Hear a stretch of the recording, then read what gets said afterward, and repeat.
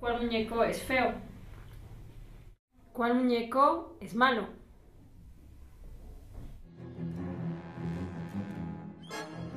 Mis amigas, mis amigos, los niños son seres inocentes y puros. Tristemente, el abuso hacia ellos es algo que no se ha podido detener. Por desgracia, a través del tiempo, han existido muchos casos de abuso y experimentación en niños. Para que conozcas más, Top 6 presenta No lo podrás creer. Terribles casos de experimentación con niños.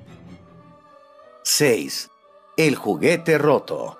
Este estudio se llevó a cabo por psicólogos de la Universidad de Iowa. Su principal propósito era el de comprender cómo los niños de preescolar experimentan la culpa. Durante el experimento, un adulto les daba un juguete a los niños y les explicaba que era algo que tenía un valor sentimental para él porque su madre se lo había regalado cuando era pequeño. Lo que los niños no sabían era que el juguete estaba preparado para romperse en cuanto lo tocaran. Cuando el juguete se rompía, el adulto solo exclamaba «¡Dios mío!» y se quedaba parado viendo la reacción de los niños por un minuto. La reacción del niño era de retorcerse, evitar la mirada del adulto y tratar de esconderse mientras lloraban. El objetivo de este experimento era el de enseñar a los niños lo lento que pasaba el tiempo cuando sentían culpa. 5. Estudio de la tartamudez. En la Universidad de Iowa, el psicólogo Wendell Johnson lideró este experimento en 1939. En aquella época se tenía la idea de que la tartamudez era por causa genética, pero el Dr. Johnson insistía en que podía probar lo contrario. Este experimento consistía en inducir este padecimiento en niños que no lo tenían. Se realizó entre 22 niños de edades entre 8 y 15 años. A la mitad se les alababa por su manera de hablar y la otra mitad era atacada verbalmente por cómo hablaban. El experimento, en lugar de funcionar, produjo trastornos psicológicos serios e irreversibles en todos esos niños. 4. Electroshocks.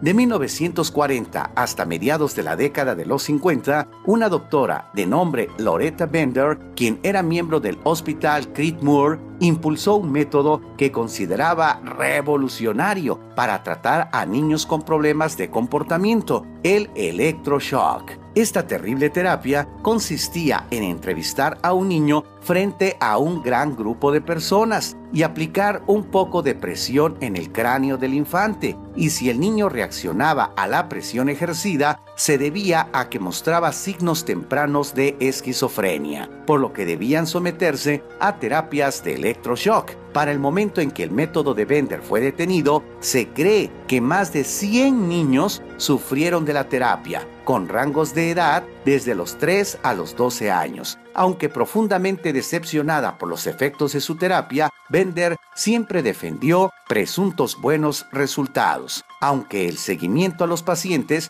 demostró que el comportamiento de los niños solo empeoró, culminando en suicidios, delitos y actos violentos.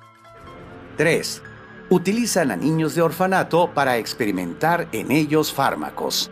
En un orfanato de Nueva York, en el que se albergaba a bebés y niños con problemas y que administraba la Oficina del Hogar Católico, se convertiría en 1992 en una clínica subsidiaria de la Unidad Pediátrica de Ensayos de SIDA de la Universidad de Columbia. Al empezar a hospedar preferentemente a niños de madres drogadictas y de escasos recursos, con estos niños se decidió experimentar nuevos tratamientos o hasta qué límite se podía aumentar la dosis de antiguos fármacos. Cientos de niños sufrieron tan horrible experiencia que llevó a muchos de ellos a agonías atroces y finalmente a la muerte. 2. Reasignación de sexo.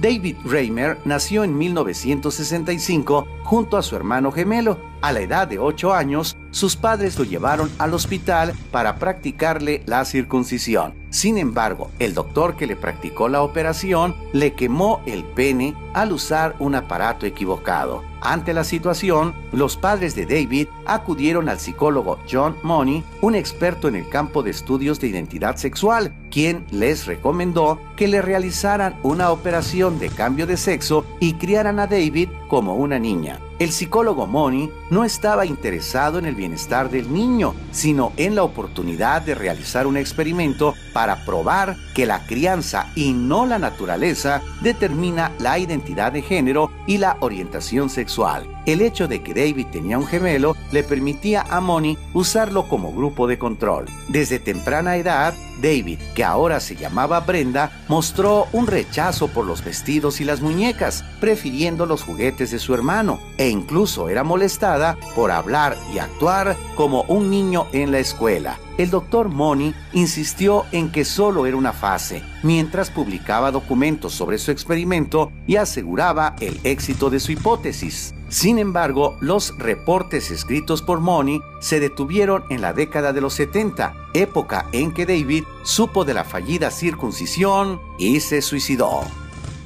1. Experimentación en gemelos.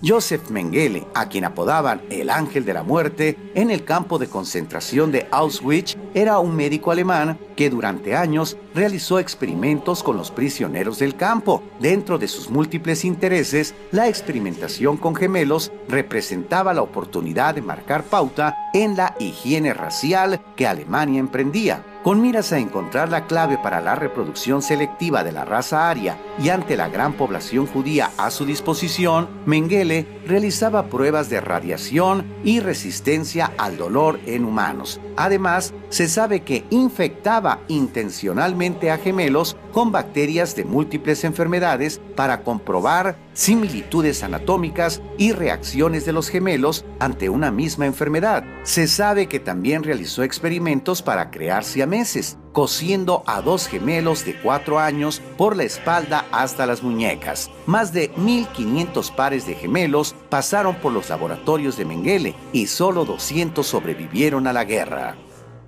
Espantoso que se hagan estos experimentos. Por favor, escribe tu opinión en los comentarios. Si fue interesante la información de este video, dale like, suscríbete y compártelo. Síguenos en Facebook, en nuestra fanpage Top 6. 1.000.000 de gracias por haberte suscrito a Top 6 y compartirnos en tus redes sociales. Enviamos cariñosos saludos a quienes comentaron el video. Obsesiones y compulsiones en el trastorno obsesivo-compulsivo. Brenda Bautista, Montserrat Salomón Trejo, Saraí Paciencia, Ana Valeria Mencasaca, Esmeralda Aguilar Ramírez, Neko Chan, Color Azul, Miguel de la Cruz, Edwin Castillo, Juan Carlos Álvarez Ortega, Alondra López, Sandy Carrillo, Balam Ibarra, Jesús Salazar, Evelyn Landín, Abril Alvarado, Marco Antonio Bermúdez Ávila, Diego Mendoza Martínez, Carlos Ignacio Ramírez González, Andrés Silva. Yo soy MAP, Marco Antonio Velázquez, y esto fue Top 6.